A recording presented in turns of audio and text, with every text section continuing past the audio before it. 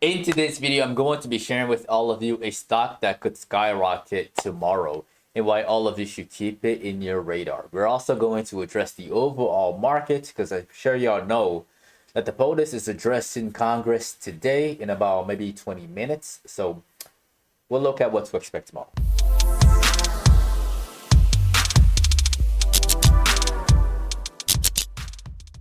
Alright, y'all, let's dive into the charts.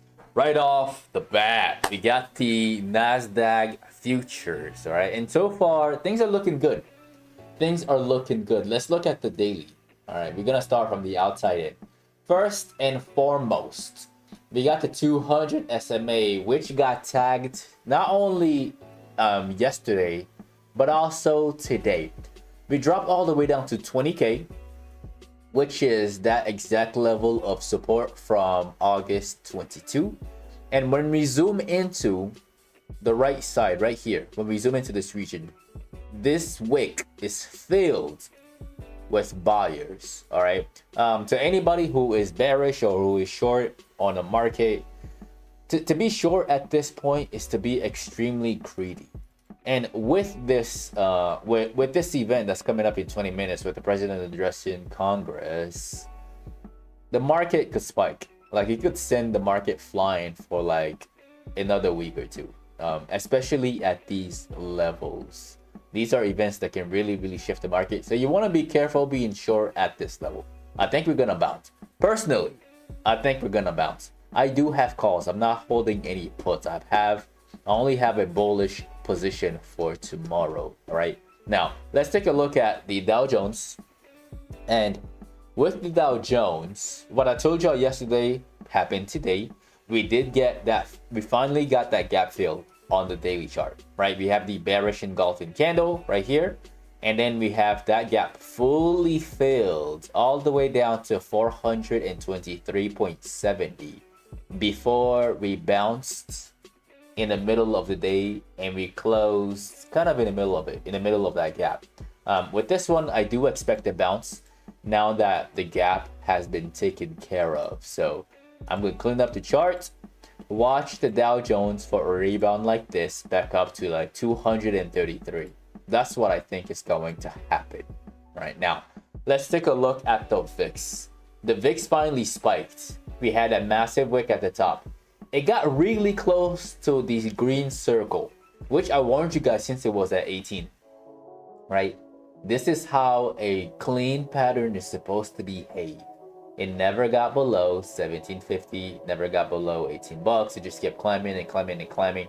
And then today, it finally had a nasty turnaround in the middle of the day. I think it's done. I think this is close enough.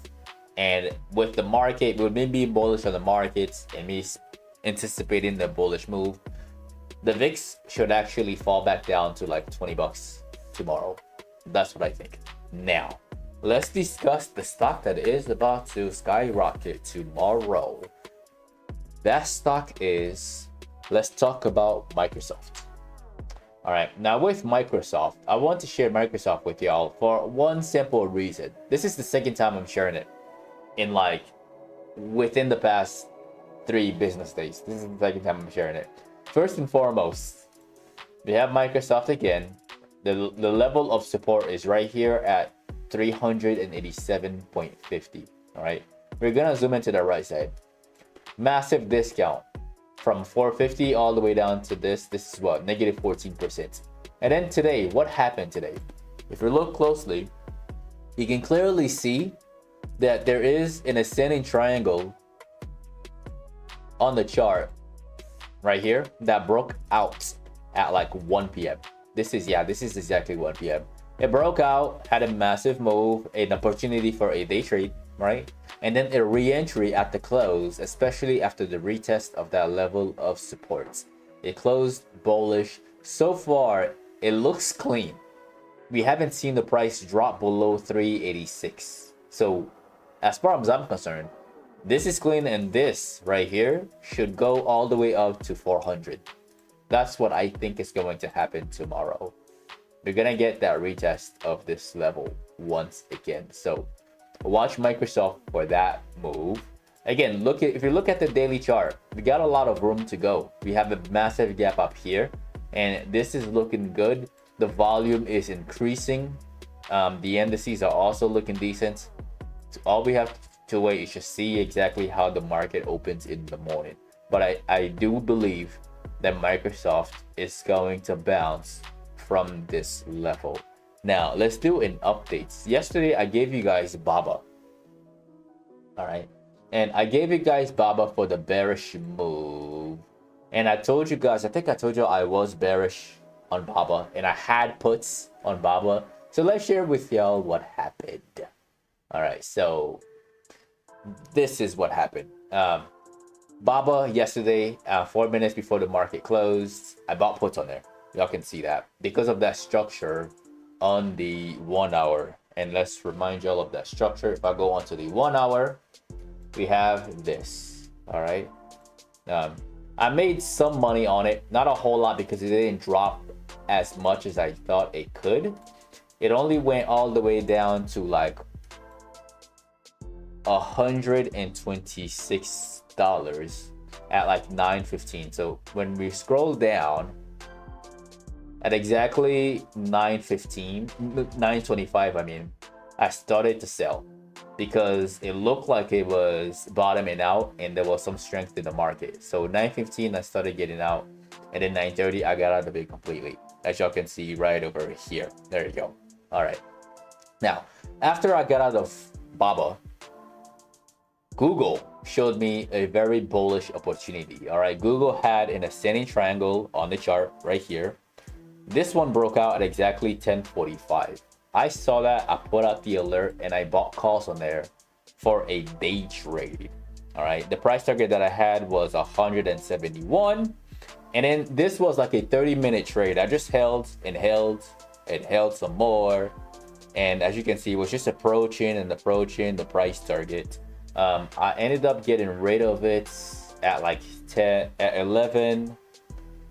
This is 11:01. I sold half of it at 11:01, and then I got out of it completely 10 minutes later because it was getting a little bit weak right here near 170.50.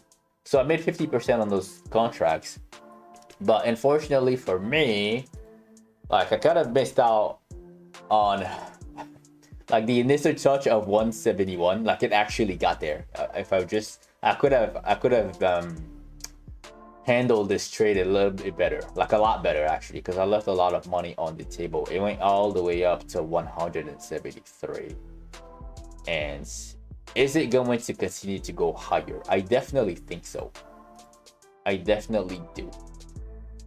There's a massive gap on the left right here, and again the volume is up, and also the Nasdaq, if that one opens up higher, we should see Google open up at around 175, and the short sellers who are located here, they're all going to cover. All right, and when short sellers cover, we see a massive push upwards in the price. All right, so that's my analysis on Google. Now the next stock that we're going to look at is a stock that one of you asked about. Somebody put in the comment section, what are your thoughts on the video? And the video, similarly to Google, this one had a bullish pendant on the chart, a bit narrow, but it was still there. All right, so we have the bullish pendant, and then we have the breakout also at 1040, just like Google, but I took Google instead. This thing ran, and then it had to pull back into the close. I think this is designed to scare people.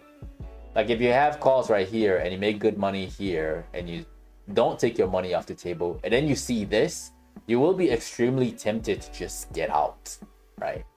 But I think it's just a break and a retest of this level right here. That's what I think it is, and I think that's all it is. All right, if you look at it on a daily, we have a lot of room way up here.